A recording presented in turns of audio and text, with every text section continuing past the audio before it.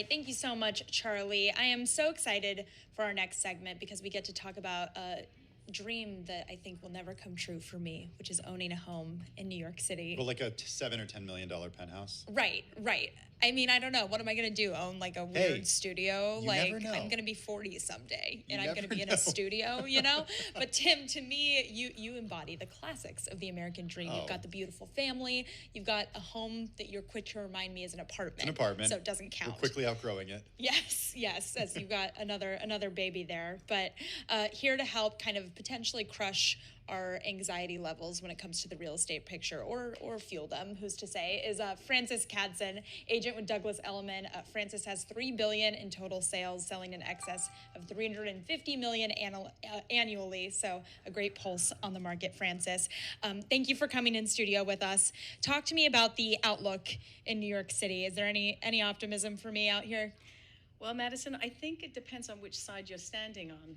I mean, I think that the luxury sector, over 4 million, is having the most fun right now, to be candid, because there's the most opportunity. When there's this unknown variable, there's a lot more negotiability. They're a little bit less dependent on any rate. They're exempt from it, to be honest. Because they're paying with cash? Correct. Yeah. And just to be clear, the 65% more cash deals that we're seeing are not necessarily because there's more cash deals. It's just that the mortgage deals that were happening have slowed down. So that 65% just looks front and center. Like, it used to make sense, even if you had $7 million to spend on an apartment in cash.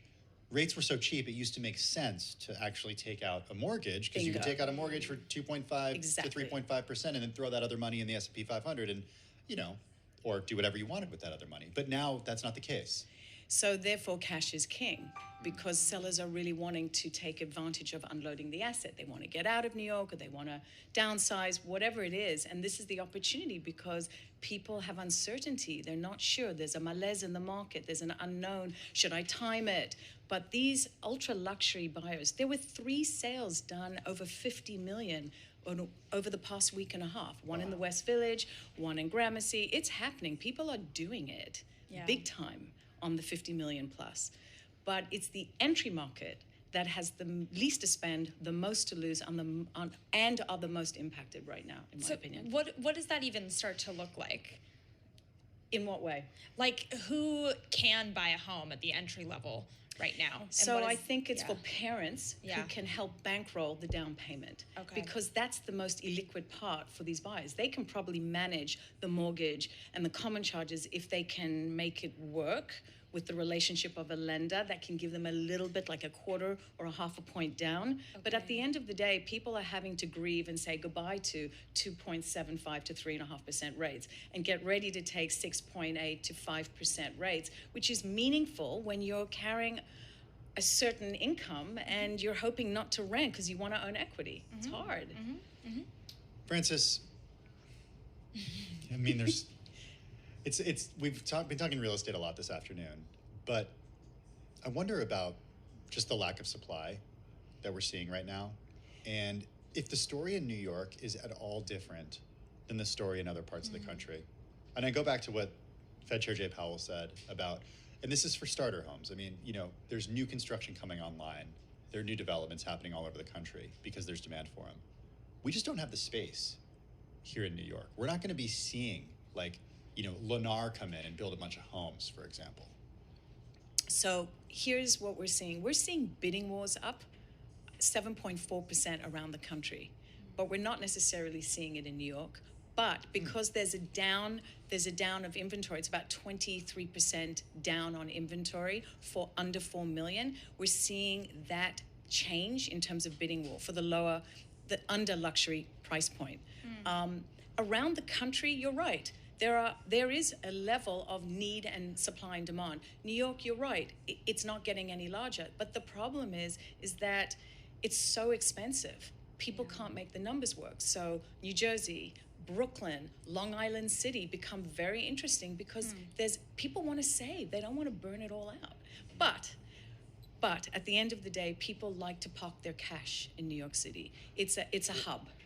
What are you seeing when it comes to foreign buyers right now? Have they dried up? Big time. Big time, really? No, it's happening. I'm doing deals with Germany, London, Russia. It's happening, yeah. Russia? Yes. Yes. Go into detail, please. I can't.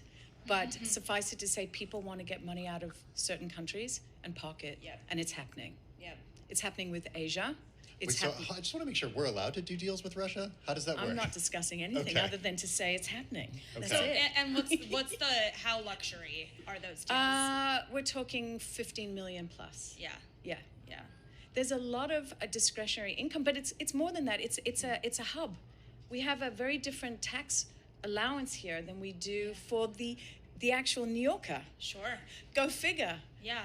What is that looking like in terms of the impact on availability of units for renters out there? Are we still seeing a lot of units that are sitting empty because...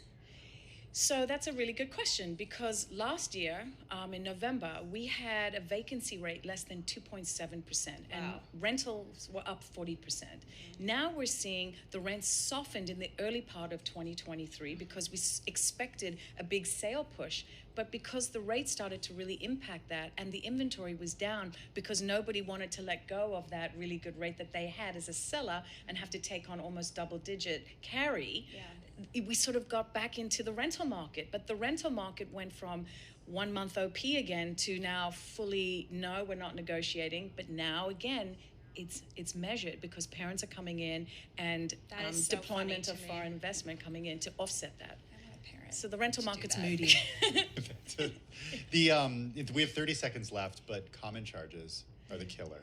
Yes. I talked to somebody, Yes. colleague It's who's killing trying me. to buy, Yes. and they just can't make the numbers work because No. of common charges. But is it the common charges or is it the combination of the rate? Because the rate was so artificially low, Yeah. it offset the standard common charge of, $5,700 or $3,700, depending on the size, Just or for 20. the common charges. Yeah, Wow. common charges. Maddie, are you optimistic? I mean, it's not going to happen for me, I Don't just say think that. I just think okay, what's happening with rent really quickly? Is my rent going to get any better this year? Next year? It depends Year on what after? happens with the rates. I think that quarter point hike sort of really pushed things Yeah. over, even though inflation has steadily come down. So Yeah. I think the rental market will adjust Yeah. when we see rates adjust. All right.